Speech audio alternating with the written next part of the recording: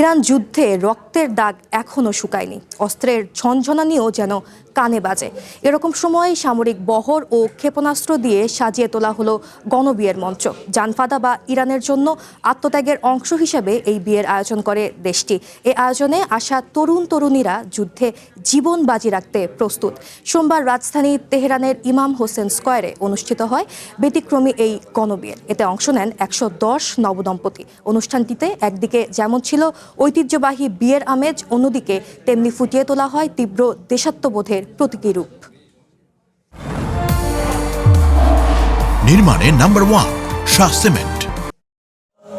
ইরানে ভঙ্গুর যুদ্ধবিরতির মাঝেই একসাথে বিয়ের পিঁড়িতে বসলেন 100-র বেশি তরুণ তরুণী। জীবনসঙ্গীকে পাশে নিয়ে দেশের জন্য জীবন দেওয়ার শপথ নিয়েছেন শতাধিক নবদম্পতি। আনন্দের এই দিনেও তাদের চোখে মুখে ফুটে উঠেছে দেশপ্রেম আর কঠিন এক প্রতিজ্ঞা।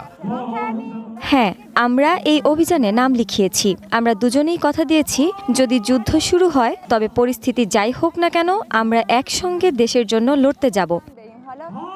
সোমবার ইরানের রাজধানী তেহরানের ইমাম হোসেন স্কয়ারে অনুষ্ঠিত হয়ে গেল এই গণবিয়ে। দেশের সুরক্ষায় জীবন উৎসর্গ অভিযানের অংশ হিসেবে এতে অংশ নেন মোট 110টি নবদম্পতি। 6 সপ্তাহের যুদ্ধের পর বর্তমানে সেখানে একটি নড়বড়ে যুদ্ধবিরতি চলমান আছে। তবে যে কোনো পরিস্থিতির জন্য নিজেদের প্রস্তুত রাখছেন এই তরুণেরা।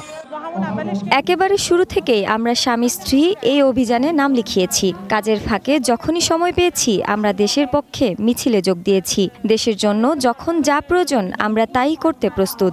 আমরা আমাদের নেতার পাশে আছি।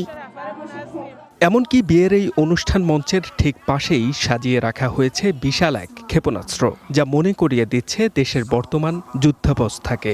গণমাধ্যমের প্রতিবেদন বলছে, দেশের প্রয়োজনে অস্ত্র ধরতে ইতিমধ্যে 3 কোটিরও বেশি মানুষ এই অভিযানে নাম লিখিয়েছেন। এরই মধ্যে স্বেচ্ছাসেবীদের দেয়া হচ্ছে অস্ত্র চালানোর প্রশিক্ষণও। যুদ্ধ বা শান্তি পরিস্থিতি যাই হোক, আমরা বিয়ে করার সিদ্ধান্ত আগেই নিয়েছিলাম। আমার মনে হয় সামনে যুদ্ধ হতেই পারে। যদি স্থলযুদ্ধ হয় তবে আমরা অবশ্যই অংশ নেব। আর যদি ক্ষেপণাস্ত্র তৈরির কাজেও আমাদের ডাকা হয়, আমরা এক মুহূর্ত দ্বিধা না করে ছুটে যাব। ভালোবাসার মানুষকে কাছে পাওয়ার আনন্দের চেয়েও এদের কাছে বড় হয়ে উঠেছে মাতৃভূমির স্বাধীনতা।